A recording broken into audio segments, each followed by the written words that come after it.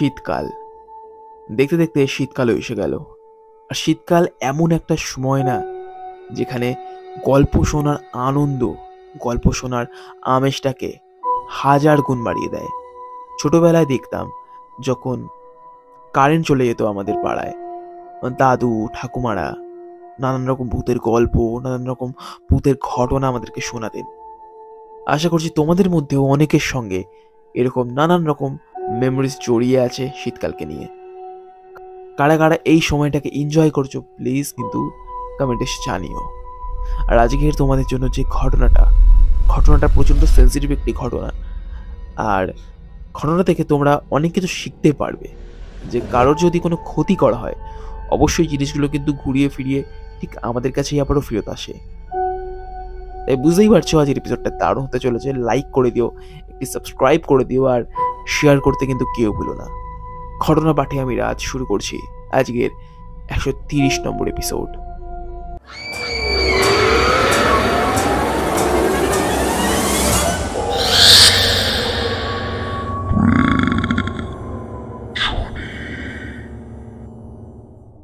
ঘটনা পাঠিয়েছে সৌরভ দাস। নমস্কার রাজ, আমার নাম সৌরভ দাস। হালি শহর থেকে ঘটনাটি লিখছি।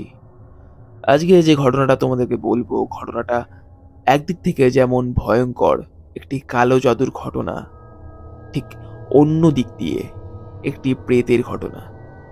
ঘটনাটা শেষে অবশ্যই তোমরা জানিও ঘটনাটার ফলাফল তোমাদের মধ্যে কার ভালো লেগেছে অথবা কার খারাপ লেগেছে, অবশ্যই কিন্তু জানিও। শুরু করছি আজকের ঘটনা। তবে ঘটনাটা শুরু করি প্রথম থেকেই। আমার বোনের বয়স এই মুহূর্তে দাঁড়িয়ে 26 বছর। এর ঠিক আগের 2 বছর আমার বোনের উপর দিয়ে ঠিক কি কি গেছে তা হয়তো আমি তোমাদেরকে শব্দে প্রকাশ করতে পারবো না। 2021-এর লকডাউনের সময়, যখন সমস্ত দুনিয়া ঘরবন্দি, সেই সময় আমার বোনের সঙ্গে অনলাইনের ফেসবুকের দ্বারা আলাপ হয় একটি ছেলের, নাম বাবাই কর্মকার। 2 মাস 3 মাস ধরে কথাবার্তা বলার পর আমার বোন বলে যে অবস্থা আগের মতন স্বাভাবিক হলে তার সঙ্গে দেখা করবে, এবং তাইও করে। লকডাউন উঠে যাবার পর অবস্থা স্বাভাবিক হতে একদিন তার সঙ্গে চুপি চুপি দেখা করে। তাদের একে অপরকে পছন্দও হয়। তবে চুপি চুপি দেখা করার ব্যাপারটা আমাদের বাড়িতে বেশি দিন চাপা থাকলো না। বাড়িতে জানার পর ছেলেটিকে একবার আমাদের বাড়িতেও ডাকা হয়েছিল। সবই ঠিকঠাক ছিল। তবে ঘটনাটা ঘটে দুই বাড়ি থেকে বিয়ে ঠিক হয়ে যাবার ঠিক 2 মাস পর। একদিন আমার বোন তারই অন্য এক বন্ধুর কাছ থেকে খবর পায় যে ছেলেটি নাকি অন্য একজনের সঙ্গে সম্পর্কে জড়িয়ে আছে, তাও প্রায় 3 মাস ধরে। প্রথমে আমার বোন এটা বিশ্বাস না করলেও একদিন ছেলেটিকে হাতে নাতে ধরে ফেলে আমার বোন। ব্যাস, সেখান থেকে শুরু হয় আসল ঘটনার সূত্রপাত। এই ঘটনার কারণে আমাদের বাড়ি থেকে অনেক লোকজন গিয়ে তাদের বাড়িতে অনেক কথাবার্তা শুনিয়ে সমস্ত সম্পর্ক ভেঙে দিয়ে এসেছিল। আমার বোনেরও তাই ইচ্ছা ছিল। সম্পর্ক ভেঙে যাওয়ার পর গোটা 2 থেকে 3 মাস বোনের অবস্থা আমি যেন দু চোখে দেখতে পারছিলাম না। না ঠিক করে খাওয়া দাওয়া করতো, না ঠিক করে কারোর সাথে কথা বলতো। অমন জলজ্যান্ত ও চনমনে মেয়েটা কেমন যেন নিথর পাথরের মতন হয়ে গিয়েছিল। এক জায়গায় বসে থাকতো, কেমন যেন একগুঁয়ে হয়ে গিয়েছিল আমার বোনটা। ও কোনোদিন এরকম ছিল না।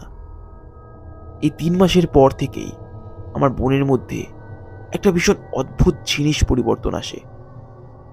লক্ষ্য করলাম বোন যেন কেমন একটা শুকিয়ে যেতে শুরু করেছে। বাড়ি থেকে জোর জার করে ভালো মন্দ খাওয়ানোর পরও কেমন যেন দিনের পর দিন শরীর ভেঙে পড়তে শুরু করলো আমার বোনের। আমরা প্রথমে ভেবেছিলাম যে হয়তো মনের অবস্থা আরো খারাপ হতে শুরু করেছে বোনের, তাই হয়তো বোনের শরীর দিনের পর দিন আরো খারাপ হচ্ছে। অনেক ডাক্তার দেখালাম, কাঁড়ি কাঁড়ি ওষুধও লিখে দিল, তবে তাতে ফল কিছু হলো না। তেমন কোনো রোগও ধরা পড়ল না। কেমন যেন একটা জলজ্যান্ত কঙ্কালে পরিণত হচ্ছিল আমার বোন। এই অবস্থাতেই কাটতে থাকলো দিনের পর দিন। প্রায় 1.5 বছর পর এইভাবে আমার বোন জীবনযাপন করার পর একদিন আমার মাকে, আমার মায়ের জ্যাঠামশাই একদিন এসে বলেন, মানসী, অনেক দিনই তো হলো, মেয়েটার এই অবস্থা তো আর চোখে দেখা যাচ্ছে না রে। শোন, যেটা বলছি ভালোভাবে বুঝবি। তোর জেঠিমার বাপের বাড়ি বুড়ুলে, ওখানে একজন খুব ভালো নাম করা ওঝা আছে। এই তো এত তো ডাক্তার দেখালি, একবার দেখ না সেখানে গিয়ে যদি কিছু জানা যায় মেয়েটার ব্যাপারে, যদি কিছু ভালো হয় মেয়েটার। প্রথমত বলে রাখি, আমার মা প্রথম থেকে এসব ওঝা বাড়ি, ভূত প্রেত তেমন কোনো বিশ্বাস করতো না। তাই আগেও অনেকবার দাদু এই ওঝা বাড়ির কথা বলার পর আমার মা নিয়ে যেতে চায়নি। তবে এইবার দাদুকে আর ফেরাতে পারল না। এর ঠিক 3 দিন পর আমি ও মা মিলে বোনকে নিয়ে যাই সেই ওঝা বাড়িতে। ওঝা বাড়িতে নিয়ে যাওয়ার পর জানা যায় আমার বোনের ওপরে কেউ শুকনো বান প্রয়োগ করেছে। এই শুকনো বানের দ্বারা আমার বোনকে তারা মারতে হয়তো পারবে না, তবে তাকে শুকিয়ে একটা জলজ্যান্ত কঙ্কালে পরিণত করে দেবে, ঠিক যেমন এখন আমার বোনের অবস্থা। ওঝা এও বলে, গণনা করে যতদূর বুঝলাম, এই বান কারোর উপর প্রবল রাগ না থাকলে কেউ প্রয়োগ করে না। আর এই বান তোদের কেউ জানা পরিচিতই তোদের উপর প্রয়োগ করেছে। আর নাম আমি জানি, তবে তোদেরকে বলবো না।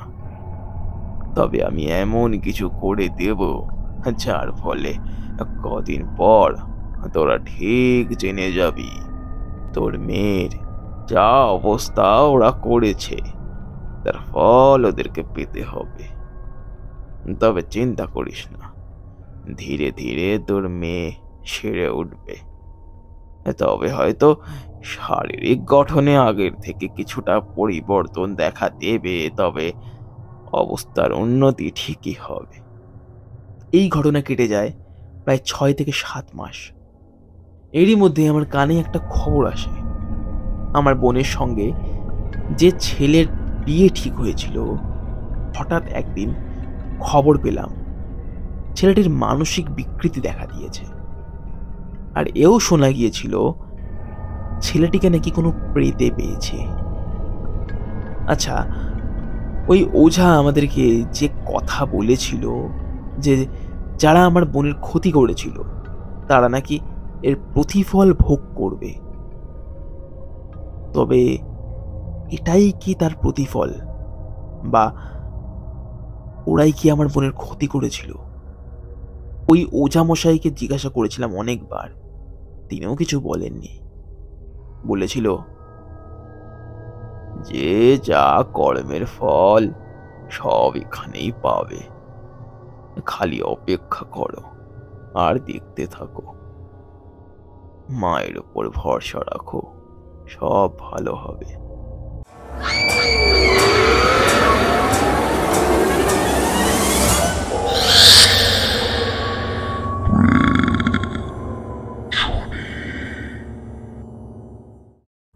কেমন লাগলো আজকের ঘটনা? আশা করছি আজকের ঘটনা তোমাদের ভালো লেগেছে। একদম ইউনিক টাইপের একটা ঘটনা, একদম নতুন রকমের একটা ঘটনা আজকের আমরা শুনতে পেলাম। আর সৌরভ, অবশ্যই কিন্তু কমেন্ট এসে জানিও তোমার বোনের অবস্থা এখন কেমন আছে। আশা করছি, আমরা সকলে প্রার্থনা করছি বোন যাতে আরও ভালো হয়ে ওঠে, তার অবস্থার আগের থেকে যেন আরও উন্নতি হয়, আর অবশ্যই সে যেন তাড়াতাড়ি সুস্থ হয়ে ওঠে। আর হ্যাঁ, এটা ঠিক, যে খারাপ কর্ম করে না তার সঙ্গে কোনোদিন ভালো হয় না। এটা আমি নিজের জীবন থেকেও বলছি, নিজের জীবনের এক্সপিরিয়েন্স থেকেও বলছি। আর সত্যি, তুমি যদি কারোর খারাপ করো, অবশ্যই সেটাও তোমার দিকেই ঘুরে আসবে কোনো না কোনো দিক থেকে। এটাই দুনিয়ার নীতি। তোমরা কিন্তু অবশ্যই কমেন্টে জানাতে ভুলবে না যে যার সঙ্গে সৌরভের বোনের বিয়ে ঠিক হয়েছিল তারাই কি ওই শুকনো বান প্রয়োগ করেছিল। প্লিজ কিন্তু জানিও। আজকে তোমাদের কাছে এটা প্রশ্ন, আর কেমন লাগলো প্লিজ জানিও। তোমরাও আমাদেরকে ঘটনা পাঠাতে পারো। কিভাবে ঘটনা পাঠাবে না আমাদের ডেসক্রিপশন বক্সে দেওয়া ইমেল আইডি অথবা ফেসবুক আইডিতে তোমরা কিন্তু অবশ্যই লিখে অথবা রেকর্ডিং করে আমাদেরকে তোমাদের ঘটনাগুলো পাঠাতে পারো। আমাদের ইমেল অ্যাড্রেস prejoni49@gmail.com। আর আবারও মনে করিয়ে রাখি, আমাদের কিন্তু শুরু হয়ে গিয়েছে ঘটনা সিলেকশন। তোমরা যত তাড়াতাড়ি সম্ভব তোমরা ঘটনা পাঠাতে থাকো। যার ঘটনা মান্থ এন্ডে সিলেকশন হবে, যার ঘটনা সবথেকে বেশি মানুষ পছন্দ করবে, তাকে সে জিতে নেবে একটা সম্পূর্ণ সারপ্রাইজ একটি গিফট। আর অবশ্যই কিন্তু সেই গিফটটা তোমারও হতে পারে। তাই তাড়াতাড়ি ঘটনা পাঠাতে কিন্তু ভুলো না। আমি ফিরছি পরের শনিবার ঠিক রাত 11টায়। আজকের জন্য সকলকে শুভরাত্রি।